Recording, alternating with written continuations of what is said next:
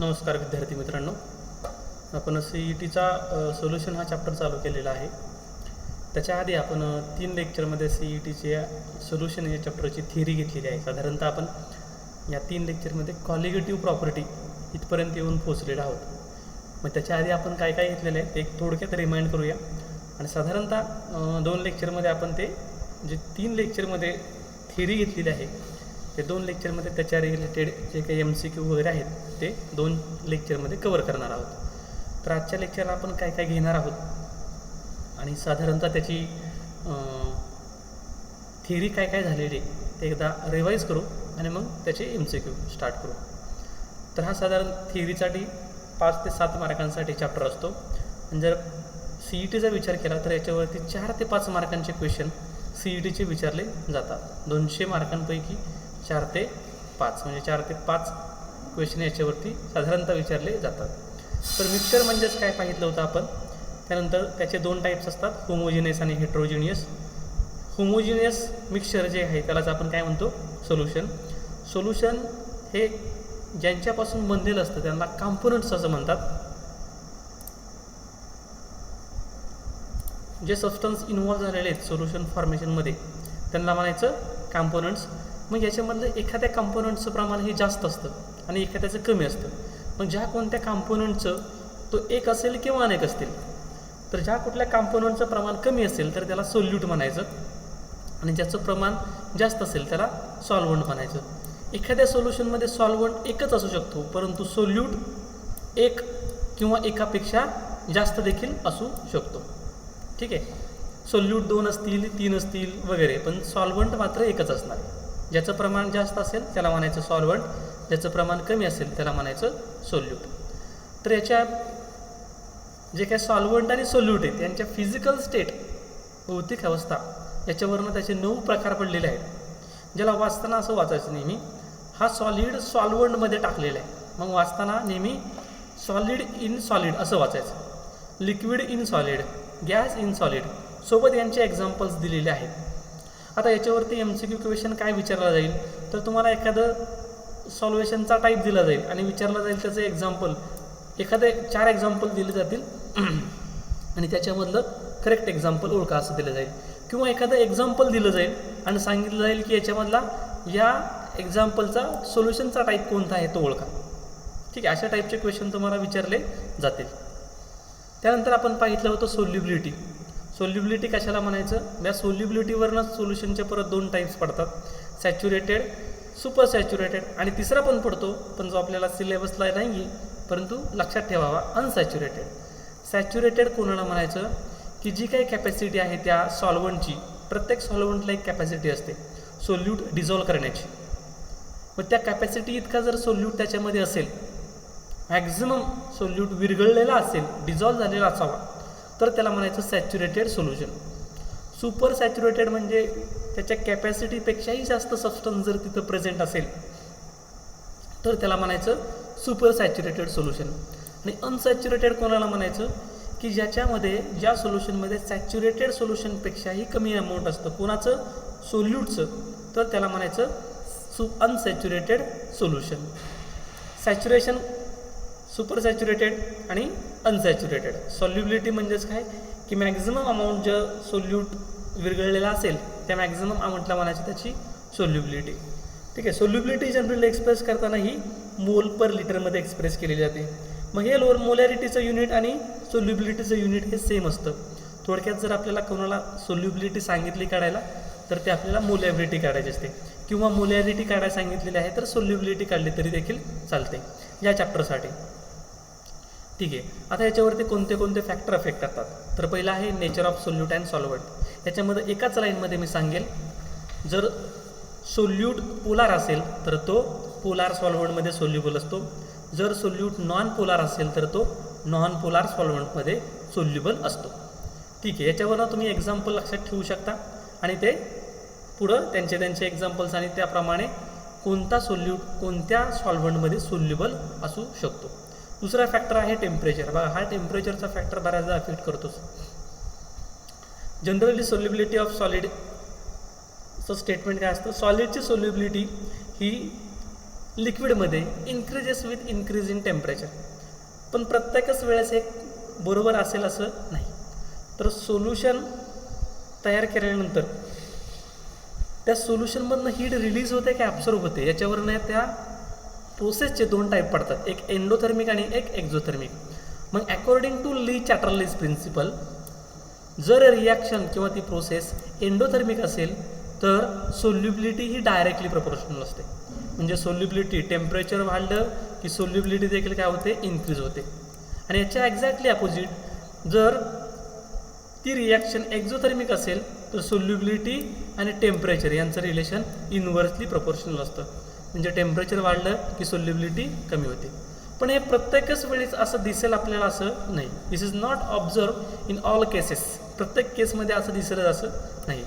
तर त्यांनी एक एक्झाम्पल दिलेलं आहे बघा, कॅल्शियम क्लोराईड हे एक्झोथर्मिक आहे आणि अमोनियम नायट्रेट ही एंडोथर्मिक आहे. कॅल्शियम क्लोराईड ही एक्झोथर्मिक आहे. याचा अर्थ असा की या रिॲक्शनची सोल्युबिलिटी आणि टेम्परेचर इन्व्हर्सली प्रपोर्शनल आहे.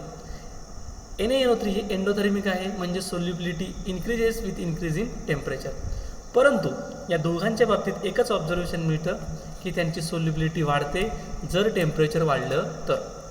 ठीक आहे. मग याच्यावरनं एक डायग्रॅम दिलेली आहे, ग्राफ दिलेला आहे solubility versus temperature.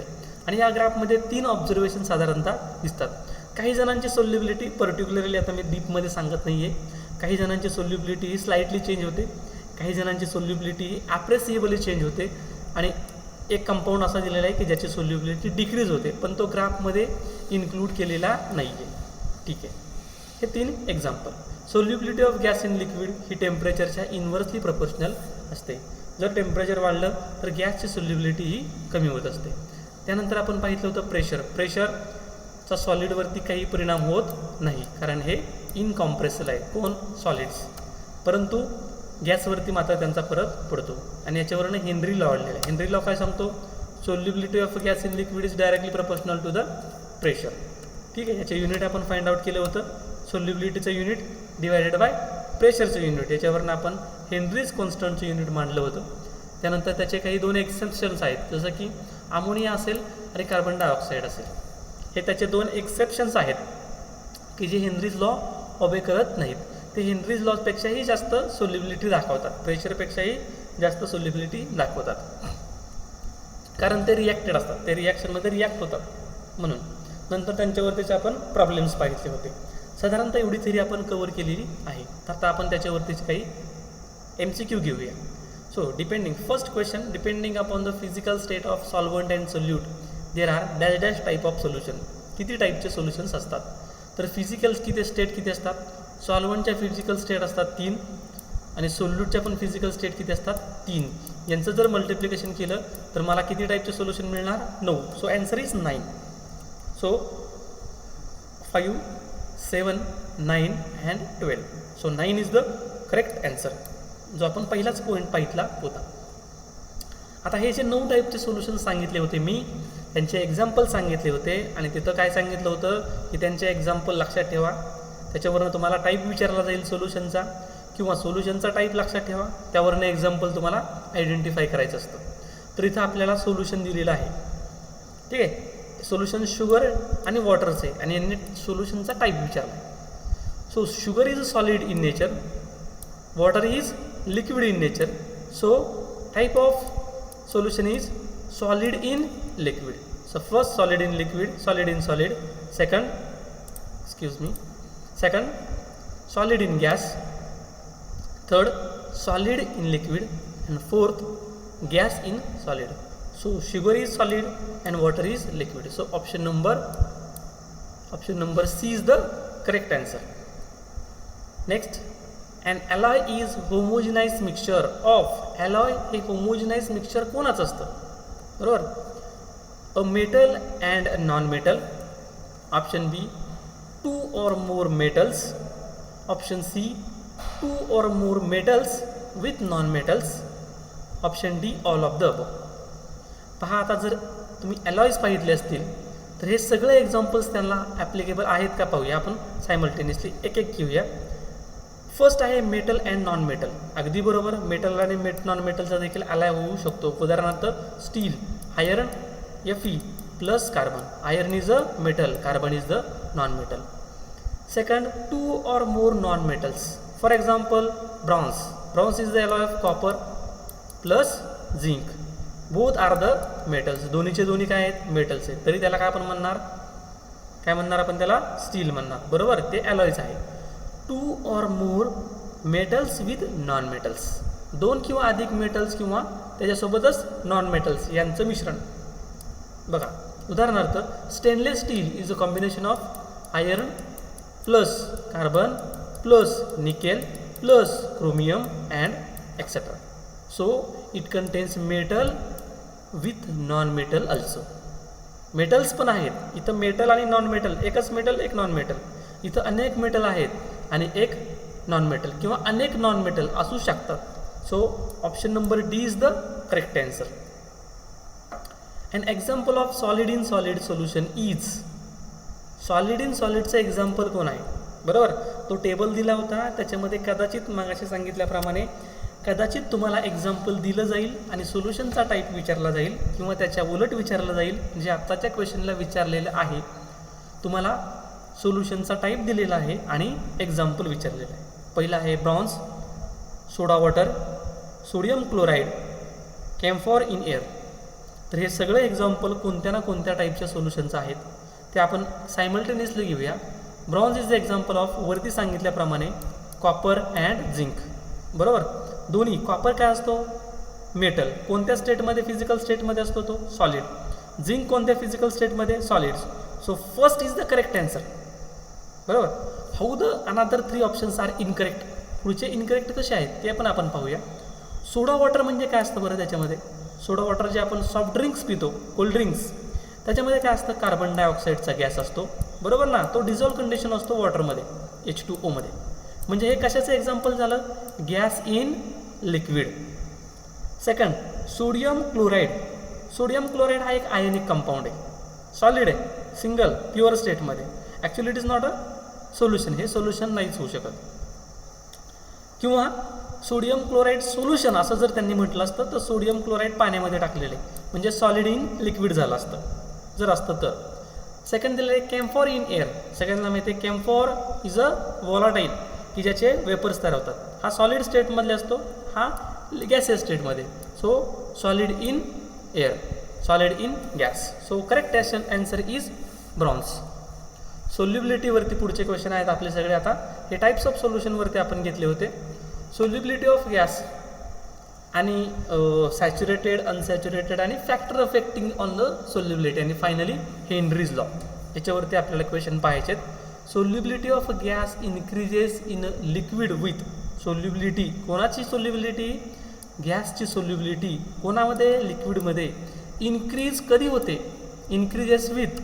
First option number first increase in temperature. Option number 2 reduce in gas pressure. Option number 3 decrease in temperature. Option number D amount of liquid taken. Solubility कशावरती अवलंबून आहे, कधी increase होणार. Obviously temperature वाढला तर गॅसची solubility कमी होते. बरोबर. Solubility of gas in a liquid and pressure यांचं काय रिलेशन आहे, solubility is directly proportional to pressure. So reduce in gas pressure नाही जर टेम्परेचर. म्हणजेच याचा अर्थ काय होतो बघा, टेम्परेचर जर वाढलं, as the temperature increases solubility of gas in liquid also, sorry temperature decrease झालं तर सोल्युबिलिटी काय होणार आहे, सोल्युबिलिटी डिक्रीज झाली तर काय होणार, सोल्युबिलिटी जर कमी झाली, टेम्परेचर जर कमी झालं तर ऑब्वियसली सोल्युबिलिटी इन्क्रीजेस आणि अमाऊंट ऑफ लिक्विड टेकन आणि किती अमाऊंटचं लिक्विड घेतलेलं आहे त्याच्यावरती. So option number C is the correct answer. In a solution the larger component is known as. Types of सोल्युशनवरतीच सोल्युबिलिटी याच्यावरनं आपण, किंवा हा पहिलाच पॉईंट होता, कॉम्पोनंट जे काही घेतलेले आहे जे जास्त प्रमाणात घेतलं असेल तर त्याला ऑब्वियसली आपण काय म्हणतो, हा एक फॅक्ट आहे, त्याला म्हणायचं सॉल्वंट. बरोबर. The number of phases present in true solution. जर ट्रू सोल्युशन असेल तर त्याच्यामध्ये किती फेजेस तुम्हाला सापडतात.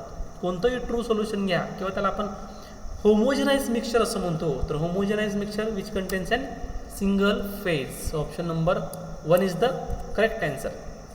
एकच फेज असायला हवी आहे. जर मी ॲड केले तर मी जर काही ॲड केलं, दोन सबस्टन्स ॲड केलं तर ते दोन्ही एकाच फेजमध्ये असायला हवेत आणि ते इझिली सेपरेट होता कामा नाही. Which of the following is not a true solution, खालीलमधलं कोणतं ट्रू सोल्युशन नाही आहे. हा क्वेश्चन एक बऱ्याच एक्झामला विचारला गेलेला आहे. फर्स्ट आहे amalgam, second ornaments of gold, third salt water and fourth milk. बघा आता याच्यामधला एक ऑप्शन बरोबर असणार आहे, बाकीचे चुकीचे कसे आहेत ते पण आपण पाहूया. Amalgam, amalgam means it's a homogenize mixture of mercury with metal.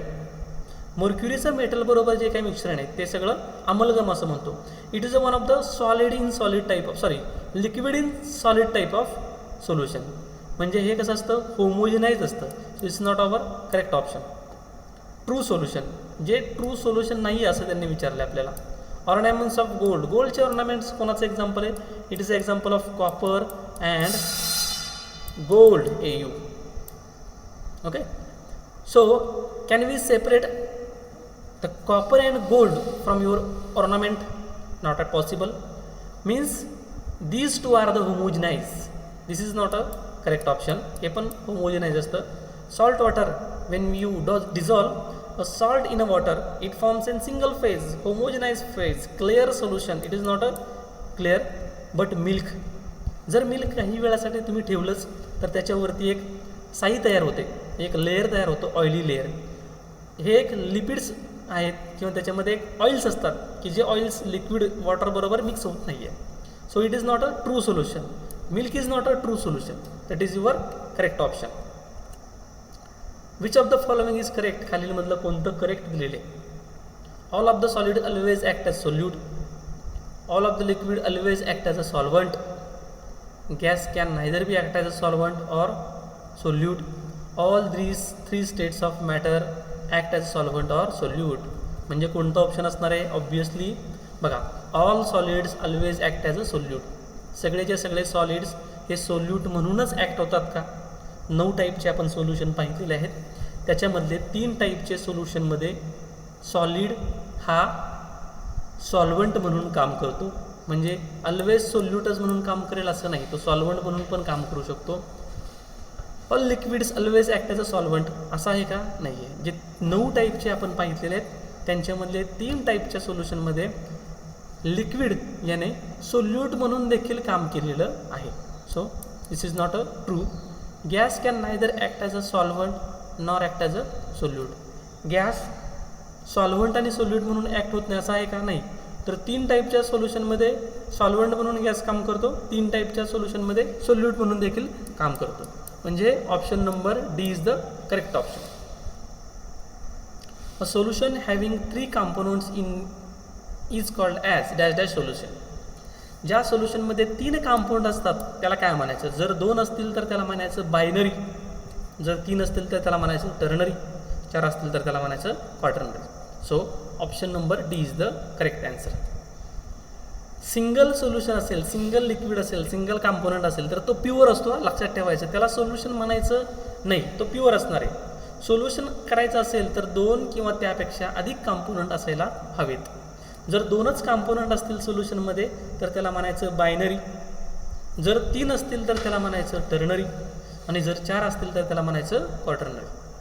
Next, a solution in which water is a major component is known as. ज्या सोल्युशनमध्ये वॉटर हे मेजर कॉम्पोनंट आहे, major component in the sense हे solvent म्हणून काम करतं, कोण? Water.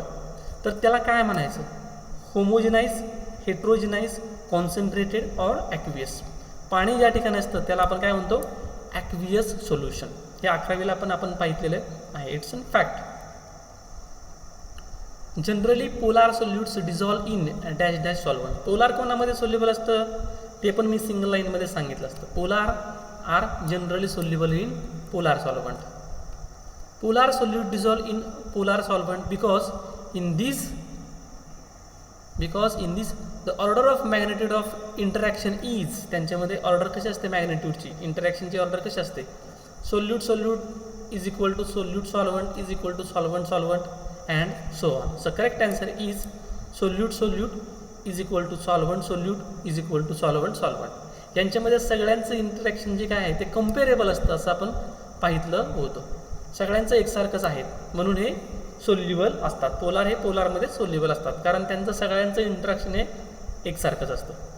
NaCl is dissolve in water, CCl4, benzene and all.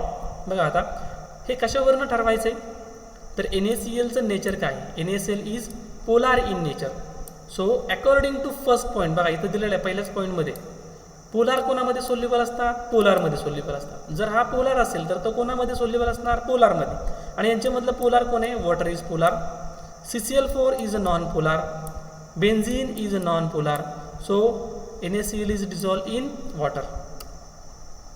The organic compound cholesterol is soluble in water, methanol, benzene and all. Water, methanol, benzene and all. First identify the nature of cholesterol. So cholesterol is non-polar. लक्षात ठेवायचं हे as it is board पुस्तकामध्ये दिलेलं आहे. Cholesterol non polar असेल तर obviously ते कोणामध्ये सोल्युबल असणार आहे, यांच्यामधलं कोण नॉन पोलार आहे मी आत्ताच सांगितलं कोण आहे, benzene. So non polar is benzene. So cholesterol is soluble in benzene. Methanol is polar, water is polar, alcohol and water are the polar. म्हणून ही एकमेकांमध्ये सोल्युबल असतात पटकन. ठीक आहे. Sugar dissolve in water, it's the dilution of sugar in water is due to.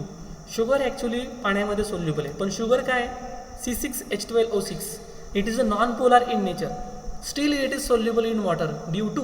का बरं असं शक्य आहे, शुगर तर नॉन पोलार म्हणतोय आपण आणि पाणी पोलार म्हणतोय तरी देखील शुगर पाण्यामध्ये सोल्युबल का आहे तर त्याला एक कारण सांगितलेलं आहे. पाण्यामध्ये आणि शुगरमध्ये एक बॉन्ड तयार होतो तो म्हणजे hydrogen bond. That's why sugar is soluble in water. Sugar is polar, polar आहे का शुगर, नाही नॉन पोलार आहे. शुगर इज एक ऑप्शन डबल झाला, शुगर इज इथं नॉन पोलार पाहिजे होतं. Sugar is non polar, non polar असतं तर मग ते सोल्युबल झालं असतं का, नसतंच झालं. म्हणजे शुगर इज नॉन पोलार हा पण करेक्ट आन्सर नाही आहे. वॉटर इज युनिव्हर्सल सॉल्व्हंट, पाणी हे वैश्विक द्रावण आहे मग त्यात सगळं सोल्युबल आहे का, नाही. तर नॉन पोलार कंपाऊंड त्याच्यामध्ये सोल्युबल नसतात. पण शुगर काय आहे तर शुगरमध्ये स्पेशली हायड्रोजन बॉन्डिंग सापडतं शुगर आणि वॉटरच्या मॉलिक्यूलमध्ये. म्हणून according to Le Chatelier's principle in exothermic and endothermic process the solubility is respectively. सोल्युबिलिटीच्या बाबतीत काय असेल, कोणाची एक्झोथर्मिक आणि एंडोथर्मिकची काय सांगितली होती बघा. एक्झोथर्मिक रिॲक्शनमध्ये हीट प्रोडक्ट साईडला असते म्हणजे जर टेम्परेचर वाढलंच तर त्याची सोल्युबिलिटी कमी होणार कोणाची, एक्झोथर्मिक रिॲक्शनची. आणि एंडोथर्मिकची त्याच्या अपोजिटली इन्क्रीज होणार. Option number D is the correct answer. The solubility of substance is slightly changes by temperature. कोणता सबस्टन्स असा आहे की ज्याची सोल्युबिलिटी थोडीच बदलते. आणि ऑप्शन आहेत NaCl, KCl, KBr आणि NaBr. याच्यामधले NaCl, KCl आणि NaBr यांची सोल्युबिलिटी ॲप्रेसिएबली चेंज होते. कोणाची जास्त बदलत नाही ती म्हणजे KClची. The solubility of Na2SO4 decreases with temperature. Actually इथं ॲन्सरच आलेलं आहे. इथं solubility of dash dash decreases with temperature असं ॲन्सर क्वेश्चन आहे इथं. तर याचं ॲन्सर आहे Na2CO4. The solubility of gas in water is usually with dash dash with increase in temperature. Solubility गॅसची काय होईल जर टेम्परेचर वाढलं तर ऑब्वियसली डिक्रीज होते. So decreases is the correct option. Solubility of liquid, solubility of solid in liquid dash dash with pressure. प्रेशरचा याच्यावरती काय परिणाम होतो तर अनचेंज राहते. का तर त्याचं पुढं कारण दिलेलं आहे बघा. The pressure has no effect on the solubility of solid in liquid because. काय कारण बरं मग अशा आपण तो आन्सर म्हणलं बरोबर आहे. याला कारण काय आहे, solids are incompressible. Solid compress होत नाही हे त्याचं मेन कारण आहे. The solubility of gas with solubility of gas dash dash with increase in pressure. Solubility गॅसची इन्क्रीज होते प्रेशर वाढला तर का डिक्रीज होते. So as the increase in pressure solubility of gas increases. हे का होतं बरं, because gases are highly compressible. Okay thank you. थांबूया आपण इथं.